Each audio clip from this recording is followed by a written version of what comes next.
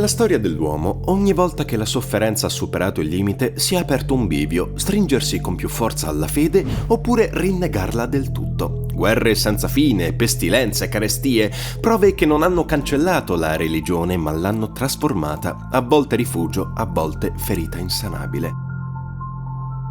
L'universo di Berserk nasce da questa frattura, un mondo che non conosce la consolazione di un dio benevolo, ma solo il dominio della carne lacerata e della sofferenza. Qui il dolore non è un passaggio, è la regola. Ed è in questo scenario che prende forma Guts, non un prescelto dal destino, ma un figlio nato da un cadavere appeso a una forca. Venuto al mondo nel sangue e nella miseria, cresciuto tra i campi di battaglia, ha imparato presto che la fede non protegge nessuno. In lui non c'è spazio per il misticismo, solo sopravvivenza, concretezza e lucidità brutale. Se esistesse un dio nel suo mondo, non sarebbe creatore di speranza, ma architetto di dolore. E da questa visione nasce la sua condanna: la fede si trasforma in sospetto, la fiducia scivola nel pessimismo. Nietzsche si chiedeva se l'uomo fosse un errore degli dei o se fosse Dio l'errore dell'uomo. Una provocazione che, immersa nell'universo di Miura, diventa un macigno, perché se l'uomo ha inventato Dio per dare un senso alla crudeltà del mondo, quella figura non è altro che il riflesso della nostra disperazione. E se Dio fosse davvero morto come Nietzsche sosteneva, allora resterebbe soltanto il vuoto, un abisso di nichilismo dove ogni vincolo morale si dissolve. Senza Dio tutto è permesso, ammoniva Dostoevskij, ed è proprio in quel vuoto che si insinua la mano di Dio, non come salvezza ma come incarnazione del male. Laddove il bene appare distante, incerto, la sofferenza si mostra concreta, assoluta e infinita, come un inferno che non conosce confini.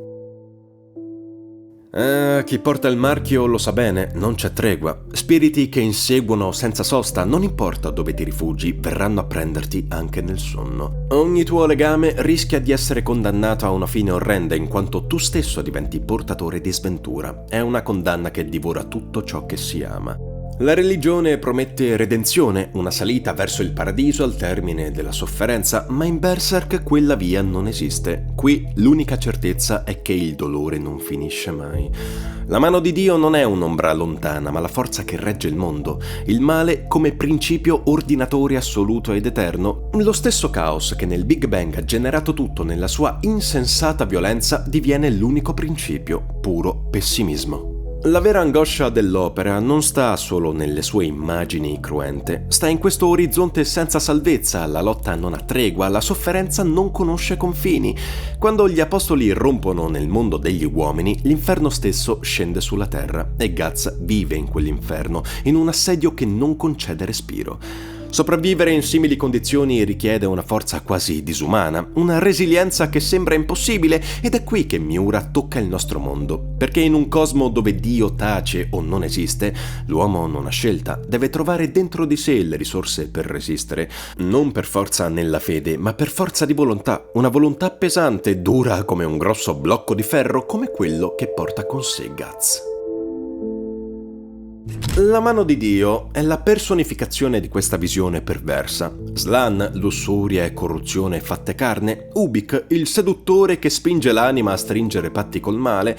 Conrad, portatore di pestilenze e disfacimento. Void, antico come il destino, incarnazione della causalità spietata. E infine Femto, Griffith trasfigurato, orgoglio ed invidia divenuti divinità oscura. 5 entità libere da ogni limite, 5 esseri che dimostrano la massima di Dostoevskij: senza Dio tutto è permesso. Un tempo erano uomini, l'uovo del destino li ha scelti perché già pronti, già corrotti, già bruciati da un'attrazione irresistibile per il male. Ed è proprio in questo vuoto cosmico che riecheggia il sommo maestro Nietzsche: se Dio è morto, chi colmerà lo spazio che resta? C'è chi ha visto nell'Ubermensch la risposta, il superuomo che forgia da sé il proprio destino, un concetto poi piegato, travisato, usato per fini distruttivi come il nazismo, ma Nietzsche, come dovreste sapere ormai, parlava di superamento personale. Ed è in virtù di questo che Guts diviene l'ombra di quel mito, un uomo che senza Dio trova nella sua stessa forza il modo per opporsi a un mondo insopportabile. Se Griffith era già stato letto nella scorsa analisi come l'ombra dell'oltreuomo, allora Guts è la sua controparte. Non c'è contraddizione, entrambi tentano di oltrepassare i limiti dell'umano,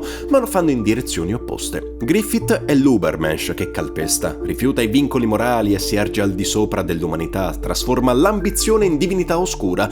Guts invece è il suo opposto. Non supera dominando gli altri, ma resistendo. Rifiuta il destino scritto, piega l'esistenza con la sola forza della volontà. Griffith trascende schiacciando, Guts trascende sopravvivendo.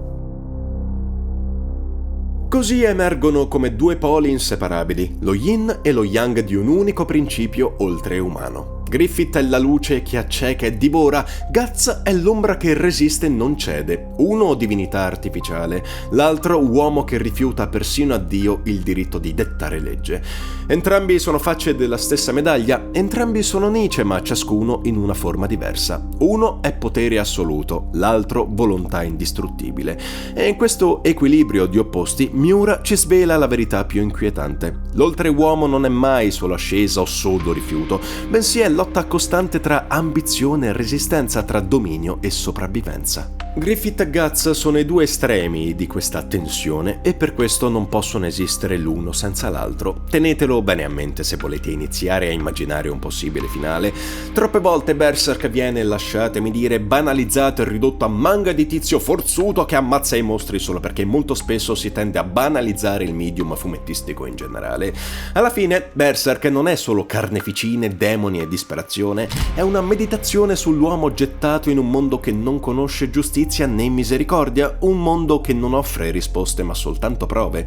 L'assenza di Dio non è un dettaglio retorico, è la condizione da cui nasce ogni gesto, ogni ferita e ogni sogno infranto. Ed è proprio in questa assenza che l'opera di Miura diventa universale. L'uomo che cerca un senso e non lo trova ha solo due strade: cedere al vuoto come Griffith, che lo riempie con un sogno divorante, oppure affrontarlo a viso aperto come Guts, che lo abita con ostinazione. Entrambi superano il limite dell'umano, ma lo fanno in modi opposti. L'uno costruisce la propria trascendenza schiacciando l'altro, l'altro la costruisce rifiutando la resa. Così Berserk si rivela per ciò che è, più di un racconto fantastico, è una allegoria della condizione umana privata di ogni consolazione. In un universo in cui Dio tace o non esiste, la vera domanda non è se ci sia salvezza, la vera domanda è: esiste la forza di resistere senza salvezza? Ed è qui che Guts diventa più di un guerriero, è il simbolo di una volontà che pur con la carne lacerata e l'anima marchiata continua a dire no all'assoluto del dolore.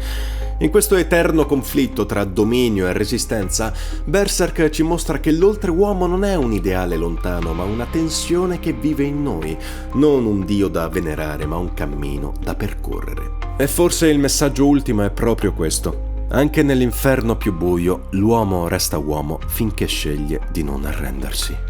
Beyond All.